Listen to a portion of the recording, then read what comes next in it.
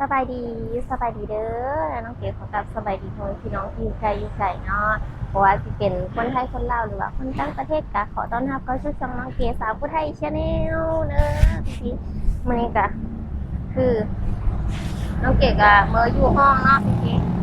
หลังจากที่ว่าเข้าห้องหมอหลายมื้อก็คือบ่ค่อยได้ไปเชื่อหลายมื้อนี้ก็เลยยังออกมายังลิงข้างนอกเนาะแถวกรุงเทพเองมาผู้เดียวเนาะพี่น้องเนาะ น้องสีมาผู้เดียวเบิ่งในการแต่งตัวมามื้อนี้นี่นี่เนาะประมาณนี้ตอนนี้ประมาณ4 โมงแรงเนาะที่ลูกที่กาคือว่ากับ่ได้ฮ้อนเนาะเพราะสิก็เลิกยางมาบ่ที่แบบว่ามันคนยางคนแบบนี้เนาะแบบมันจะมีฟังฝุ่นแดดส่องแต่ฟังแฮงคือ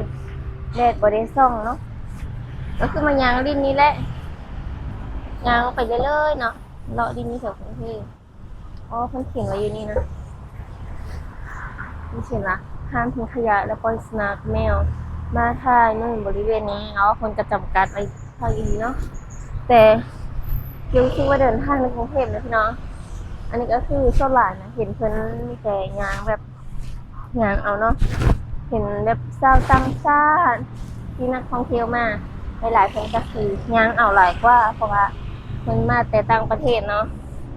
ก็แบบที่เครื่องบ่เครื่องบินมาแล้วก็เข้ามาในกรุงเทพเหมือนกัน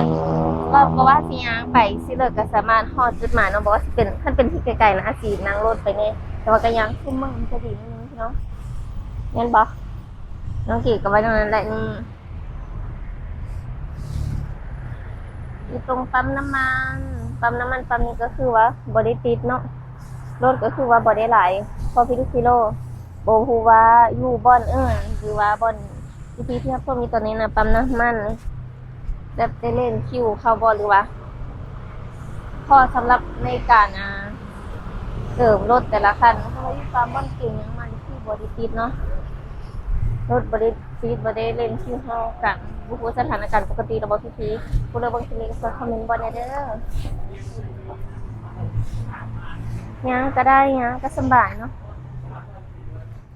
อยู่กรุงเทพมหานครการเดินทางคือสะดวกสบายมากๆเลยนะคะเอกสีขอเว้าไทยแน่เว้าลาวแน่เนาะพี่น้องบางทีก็ย่านบางทีคนเบิ่งบ่เข้าใจนะภาษาผู้ไทยมันบางคำรู้สิไปซะเก็เป็นยังลิ้นยังเลาะลิ้นอยู่กรุงเทพเนาะพี่น้องเนาะบางทีเห็นร้านกะแล่มหรือร้านอาหารแซ่บๆเดี๋ยวจะซื้อแวะซื้อกิน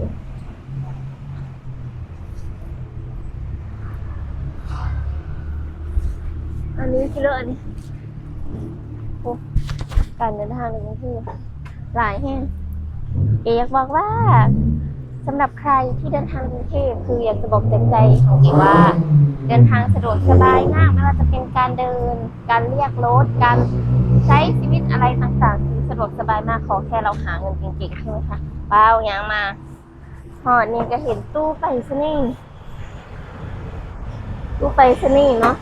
เป็นยังไงอยู่เนาะพี่น้องนี่บ่เก๋เคยถ่ายลงไปแล้วเพิ่นว่ายังใช้อยู่ปัจจุบันแต่ว่าบ่ค่อยได้แบบใช้หลายกรุงเทพมหานครประเทศไทยพี่น้องมื้อนี้ก็เก๋ก็ถ่ายกับตู้ไปรษณีย์เนาะบ่มีมือกล้องบ่ได้เอาขาตั้งกล้องมานำคันถือหลายก็ยันมันหนักเพราะเก๋ก็ถือแต่กระเป๋าน้อยๆนี่มาเนาะฮู้ก็บ่ค่อยแจ้งไปเลยพี่น้องนี่เนาะบางคนเพิ่นว่าตู้ไปรษณีย์แบบนี้น่ะ อันคันแม่นว่าอยู่ในเขตเนาะหาอยู่ต่างจังหวัดบ่ค่อยเห็นแต่ว่าคืออยู่ในกรุงเทพก็ยังเห็นอยู่เนาะพี่น้องเนาะแม่นบ่อืมเดินเที่ยวคนเดียวค่ะอยู่กรุงเทพมีเห็นกี่เห็นหันไอศกรีมเป็นตาแซ่บอะคักเนาะโมงนี้คนก็ยังหลายอยู่เลยพี่น้องแต่ว่าบ่ถึงขั้นว่าแออัดเนาะอยู่ไทยนี่สบายเดินทางก็สบายเฮาอย่าสั่งเครื่องสั่งของก็สบาย อยากกินเผื่อก็จิ้มมาโทรศัพท์โหลดอันนี้แบบคือเสน่ห์แบบอีกอย่างเนาะมีความทันสมัยโหลดล่างก็หลายเนาะพี่น้องโหลดก็เล่นกันวุ่นอยู่จะเพิ่นไปสิเลิกกันแน่ไปกลับเซ ส้นเลิกก็มีแต่รถเนาะที่บ้านเกซื้อมาได้หลายปานนี้ได้นี่คนบ่หลายเนาะถนนหนทางก็บ่ได้เยอะซ้ำทีแล้วโอ้แต่สะอ่อนหลายเนาะเด็กคนก็นิยมกันไม่ยั้งก็หลายอันนี้พี่เลยได้ย่านเสาชิงช้าเสาชิงช้าเห็นบ่พี่เสาชิงช้าที่เขาบอกอันนี้มันเป็นแผนที่เนาะเป็นแผนที่ในกรุงเทพอืมถนนราชดำเนินกลางถนนข้าวสารแต่ว่าเก๋ยังบ่ค่อยได้เคยไปทางนี้นะเคยไปแต่เสาชิงช้ากับบริเวณใกล้ๆนี้น้อยนึงเนาะมันสิว่าอันนี้มีโซนสาธารณะมีพี่เลยเนาะอันนี้ข้ามมีวัดฟู้ดอาหารสวนสาธารณะสวนหรืออีกหลายอย่างเกณฑ์ก็เคยไปสวนสาวลมอย่างนี้สวนลมนี่น่านี่อันนี้ซาลาเปาแต่ว่าเก๋ยังบ่ถึงอันนี้เขาเขียนไว้แล้วลูกเดินรถทางเดียวบรรยากาศเรื่องมันแบบคนทำตัวมันลงมาแล้วก็ พี่มีที่เที่ยวที่แนะนำบ่แค่ในกรุงเทพที่แบบว่าบ่ไกลไปเลยในเขตกรุงเทพที่แบบว่า มันงามๆสถานที่ท่องเที่ยวนะก็แนะนำเก๋ได้เด้อเพื่อเก๋มีโอกาสได้ไปเนาะเพิ่นแบบมีซ่อมเสื้อผ้าหรือว่าหัดซ่อมเสื้อผ้าแบบในแบบนี้เนาะในที่โล่งแจ้งวันนี้สบายเนาะพี่อ๋อ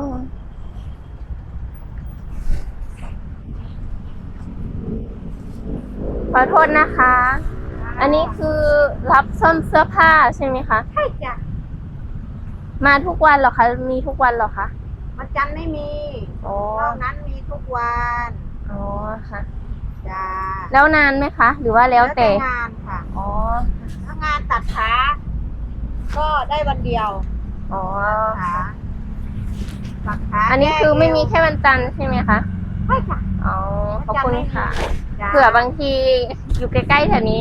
เผื่อได้มาซ่อมค่ะขอบคุณนะคะ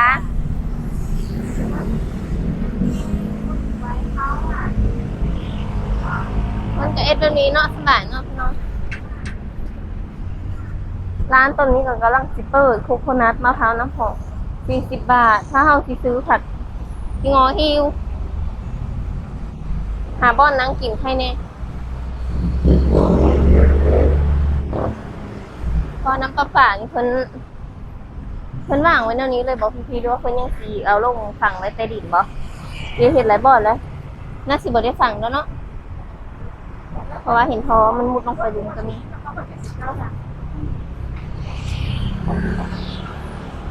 เพียงเขายังงงอยู่แต่อันนี้มันบอลโกดที่แบบว่าบอลคนสีครามนะน่าสิบ่มีบอลโกดเนาะเก๋เห็นว่ามันบางทีก็มีบอลโกดบางทีก็บ่มีบอลโกดอย่างนั้นเชื่อมันแดงอีกบางทีแดงนะเนาะตอนนี้ก็คือมื้อยางแล้วเขาก็มานั่งทาอยู่นี่เนาะพี่ๆเนาะเก๋เห็นแบบ อันแบบนี้นะหน้าหาดนี่นะแบบนี้เขาสามารถนั่งได้มันบนทีแต่เก๋ยังก็พูดได้เก๋มานั่งก่อนเลย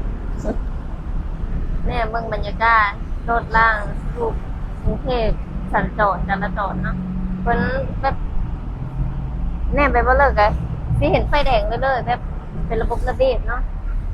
พัก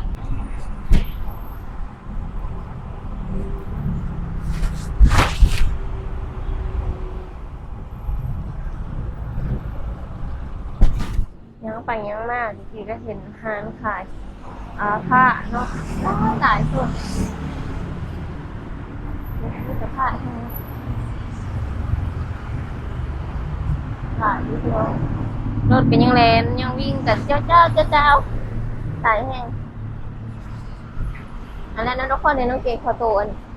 อันนั้นก็จะสี่หายยังรอเรื่องก่อนนะพี่เนาะคลิปนี้กับบอมี่เท่าไหร่เพราะเขามีสาระแล้วก็ฝากเป็นกำลังเสริมให้เด้อฝากกดไลค์กดแชร์กดติดตามให้เด้อไปเจอกันใหม่คลิปหน้าเนาะบ๊ายบาย